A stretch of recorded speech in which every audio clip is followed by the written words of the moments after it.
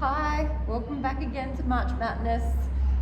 We are doing what is called the corkscrew, another one of Joseph Pilates' OG mat Pilates moves as we go through March Madness. And without further ado, let's get into it. It's starting in the laying position. And we are going to, let's just get ourselves up first. So we're going to go up and we twist and the legs come over one side and we roll down that side and bring the legs around.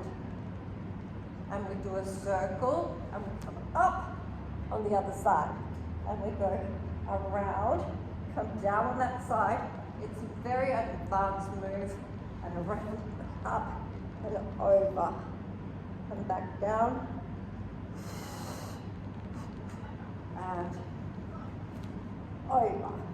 So we really twist, the butt's going one way, the legs are going the other. We roll down that side. I'm going to do one more. Up, twist, and down that side. And finish on this side. And come down. Whoa. That is definitely an advanced move.